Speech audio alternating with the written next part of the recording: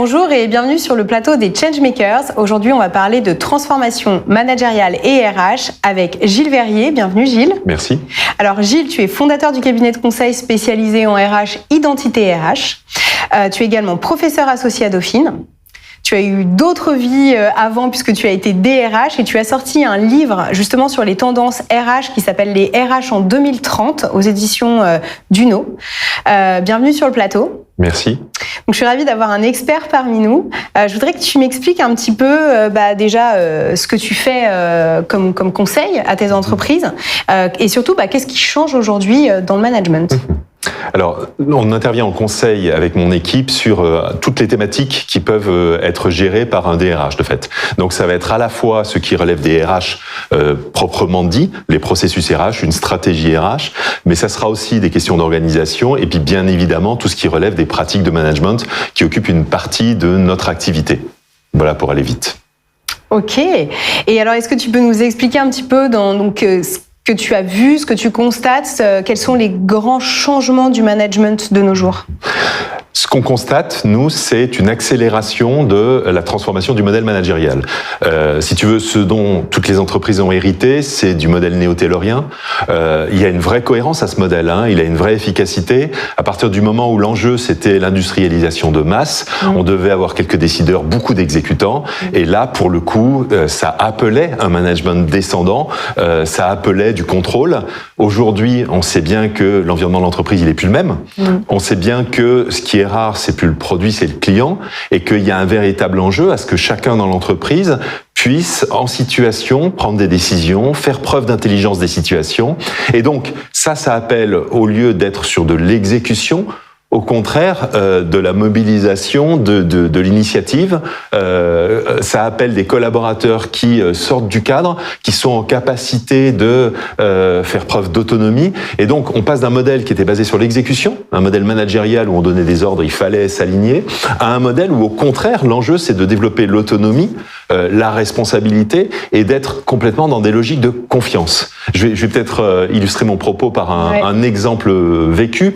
On a accompagné un certain nombre de structures dans le monde de la banque de détail. Et on définit à la fois avec ces organisations leurs cibles, on positionne les managers avec des logiques du type 360 ou assessment, et puis derrière on développe les managers pour que leurs pratiques se transforment. Et on le fait notamment avec des mises en situation. Une de ces mises en situation, qui regroupait donc des managers de la banque de détail, consistait tout simplement à avoir un manager, directeur d'agence, s'adressant à un collègue pour lui demander conseil et lui demandant, voilà, samedi j'étais en congé, un de mes collaborateurs a reçu le plus gros client de l'agence, le client arrivait en lui disant j'ai fait une demande de crédit immobilier, vous m'aviez promis la réponse pour cette semaine, j'ai toujours pas de réponse, soit vous me dites que c'est bon, soit je transfère tous mes comptes. Le collaborateur, c'est pas dans sa sphère de responsabilité que de prendre la décision. Donc, il a essayé de me joindre, il n'y est pas arrivé. Il a essayé de joindre deux autres managers du secteur, il n'y est pas arrivé. Et au moment où le client partait, ce qu'il lui a dit, c'est au vu de votre dossier, j'en prends la responsabilité, vous aurez votre prêt. J'ai demandé conseil à deux de nos collègues. Il y en a un qui me dit, attends, il n'a pas respecté sa délégation. Et on sait que dans le cadre bancaire, c'est quelque chose de serré. Tu le sanctionnes. Et j'en ai un autre qui me dit, attends, il t'a permis de garder le plus gros client de l'agence. Tu le félicites. Confronté à cette situation, 300 managers du monde de la banque, vous en avez 100 qui sanctionnent, ils sont dans l'ancien modèle. Vous en avez 100 qui félicitent, ils sont dans le modèle émergent. Et puis vous en avez 100 qui essayent de faire les deux en même temps. Tu as bien fait, mais ne recommence pas. C'est pas bien, mais voilà. Mais bravo quand même. Et ça illustre, vous voyez, c'est ce changement de modèle. Oui. Ah oui, tout à fait, c'est assez parlant. Pourquoi les clients du coup font appel à toi ? Quelle est ton approche ? Est-ce que tu as des spécificités ? Alors oui, une spécificité majeure qui est que au-delà du travail qu'on a pu faire sur ces changements de modèle et ce qu'ils impliquaient, systématiquement quand on accompagne une entreprise, et c'est vrai sur les thématiques du management comme sur les autres, systématiquement Identité RH fait le lien avec les déterminants stratégiques. Alors dit comme ça, c'est très général, mais la logique, quand on nous dit on veut transformer nos pratiques de management, c'est de construire avec l'entreprise la réponse à une question qui est de quelle pratique de management est-ce que nous avons besoin pour mettre en œuvre notre stratégie.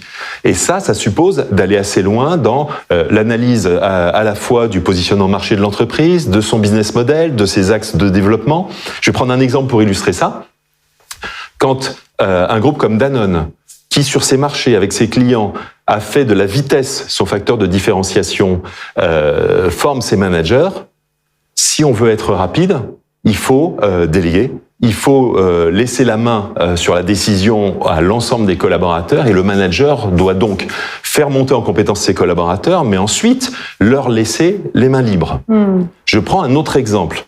Celui du groupe Decathlon, j'en ai été le DRH pendant plusieurs années. Je vais te poser la question, parce que pour le coup, en termes de responsabilisation, chez Decathlon, ils sont précurseurs. Alors, oui, sauf que le modèle économique de Decathlon fait que ce qui a été construit au niveau humain, c'est un modèle dans lequel il y a un turnover choisi, avec un renouvellement d'un tiers des effectifs tous les ans. D'accord. Moyenne d'âge de Decathlon, du groupe Decathlon, elle est à peu près stable depuis la création, et elle est entre 25 et 30 ans. Hein. D'accord. Voilà. Tout simplement parce que ça permet au niveau économique que sur les coûts de personnel, on les maintienne à une part du chiffre d'affaires qui reste, qui permet en gros de proposer des produits à des prix extrêmement compétitifs. Et une fois qu'on a dit ça, ça veut dire que si vous renouvelez un tiers de votre effectif tous les ans, le rôle du manager, c'est au contraire d'être aux côtés des équipes pour les développer. Alors oui, dans une logique de responsabilisation, mais il ne s'agit pas de dire le manager, il laisse autonomes les collaborateurs dans leur coin. Et donc, il doit être à leur côté pour les faire grandir, notamment sur les compétences dans la relation client. Et du coup, le même manager qui passant de Decathlon à Danone, serait vécu comme interventionniste, s'il faisait le mouvement contraire, serait vécu comme abandonnant ses collaborateurs. Et on voit bien qu'il y a deux modèles très différents parce que il y a des déterminants stratégiques différents. Et Identité RH, notre approche, notre spécificité, c'est quel que soit le sujet le projet qu'on accompagne, systématiquement, c'est de se dire mais quel lien on fait avec la stratégie. Et ça a une conséquence, c'est de positionner ces sujets RH, ces sujets managériaux, non pas quelque chose à côté du business, qui aurait un coût, qui serait une contrainte, mais comme le moteur du développement de l'entreprise. Et ça, c'est pour un DRH, ça a de la valeur. Et je pense que c'est vraiment parlant pour un PDG aussi. Ah oui, bien sûr, bien sûr. Se dire, c'est plus seulement un coût que je dois essayer de minimiser. C'est pas seulement une contrainte à travers le code du travail, mais c'est aussi le levier qui va me permettre de créer de la valeur demain. C'est notre démarche. C'est clair. Complètement. Le rôle du manager. J'aimerais qu'on parle de ce qui change aujourd'hui pour un manager. Alors je dirais qu'il y a plusieurs choses. En cohérence avec ce que je disais sur la transformation du modèle managérial, si on se dit la cible, c'est d'avoir des collaborateurs autonomes, responsabilisés, qui ont la compétence pour faire sans qu'on leur tienne la main, je dirais qu'il y a deux responsabilités pour le manager. C'est un, faire monter en compétence ses collaborateurs vers l'autonomie. Deux, être à leur disposition quand ils sont confrontés à des situations qu'ils ne savent pas gérer. Et ça conduit à ce que on passe d'une situation dans laquelle le manager, il y avait des objectifs et il avait des ressources à sa disposition, c'était ses collaborateurs, à une situation où les collaborateurs ont une ressource à leur disposition qui est leur manager. On bascule sur la notion de manager ressources. Exactement. Donc ça, c'est un premier élément. Le deuxième élément, il est, j'ai envie de dire, dans la conduite de la transformation dans l'entreprise. Si le manager arrive en disant voilà le détail de ce qu'il faut changer et maintenant allez-y, mettez en œuvre, on sait bien que ça ne marche pas. A contrario, si le manager est en capacité auprès de ses équipes d'expliquer le pourquoi de la transformation ciblée et de construire avec eux, de les laisser construire les modalités de cette transformation, là, pour le coup, on a traité le sujet de l'adhésion et de la mobilisation sur cette transformation. Plus de transparence et de collaboration autour des sujets.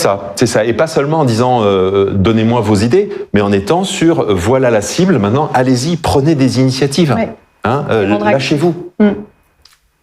Et ça convient à tous les collaborateurs, cette autonomie, cette transformation du management. Alors, un des arguments qui est parfois entendu, alors pas automatiquement dans l'entreprise, mais chez ceux qui parlent de l'entreprise, c'est mais tous les collaborateurs ne veulent pas être responsabilisés. Ce qu'il y a de certain, c'est que quand pendant 20 ans, 30 ans dans l'entreprise, on vous a expliqué ne prenez pas d'initiative, restez dans le cadre, on vous a formaté. Une fois qu'on a dit ça, on sait bien que l'aspiration à s'épanouir dans son activité professionnelle, elle va croissant depuis des années. Exactement. Et la crise sanitaire a encore accéléré le mouvement.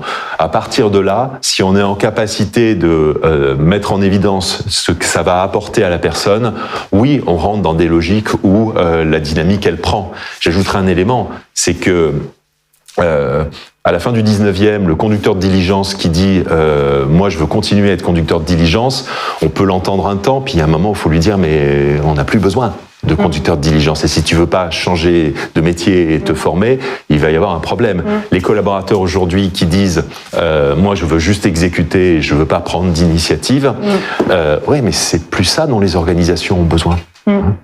Et ça demande certainement aussi un peu d'accompagnement et de formation des collaborateurs, parce que souvent c'est une histoire aussi de confiance, c'est-à-dire que pour prendre des initiatives ou pour porter des projets ou pour intervenir dans un groupe, il faut avoir des facultés aussi à parler en public, à embarquer les gens, à ne pas avoir peur d'aller vers les autres. Ça peut être aussi un des freins. Donc est-ce que tu penses que ça doit être, que ce genre de transformation doit être accompagné par des plans de formation qui vont peut-être plus sur des compétences relationnelles? Alors, ce changement de modèle que j'évoquais, il suppose une transformation culturelle profonde, d'envergure. Et ça, c'est pas juste une petite initiative par-ci par-là qui va le changer. À un moment donné, c'est le quotidien qui doit se transformer. Donc, comment on accompagne effectivement les managers, et pas que les managers, les collaborateurs aussi, dans cette mutation.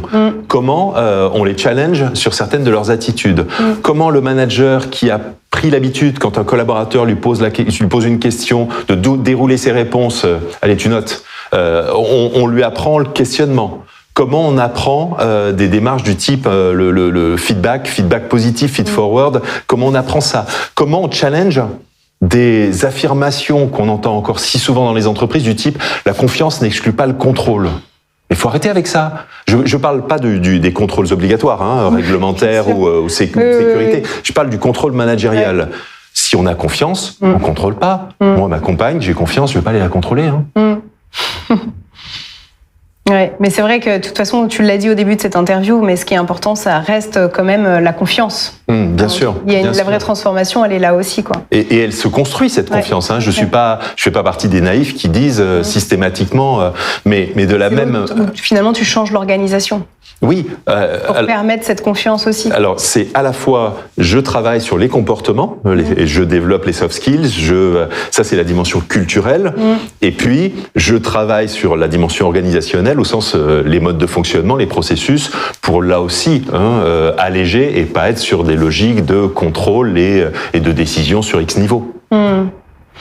Ça me parle beaucoup, merci. En tout cas, je pense que ça va parler énormément à nos clients, puisque l'écosystème qu'on a et qui regardent ces interviews sont soit des freelances, soit des entreprises de toute taille.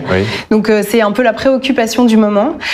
Et pour ceux qui aimeraient creuser encore plus le sujet, soit en étant accompagnés par toi, soit en lisant ton livre éventuellement, est-ce que tu peux leur dire comment te trouver, sur quel site Alors, déjà, première solution, si quelqu'un souhaite creuser un petit peu ce que nous faisons, avoir d'autres exemples, avoir des ressources documentaires aussi. Il y a beaucoup de matière. Notre site internet, identitérh.com, ça c'est la première voie. Deuxième élément, on est très présent sur LinkedIn. On a un groupe Identité RH. Je serais très heureux d'accepter les mises en relation également. Et puis enfin, tu le citais, mon dernier ouvrage, alors que j'ai coécrit avec mon associé, Nicolas Bourgeois, les RH en 2030, 30 pistes concrètes pour réinventer l'entreprise. Et puis, il y avait eu d'autres ouvrages avant. Super, merci beaucoup. Et pour tous ceux qui nous écoutent, vous pouvez retrouver les interviews Changemakers sur le site de freelance.com, sur toutes les plateformes de podcast et sur YouTube. Merci. À bientôt. Merci.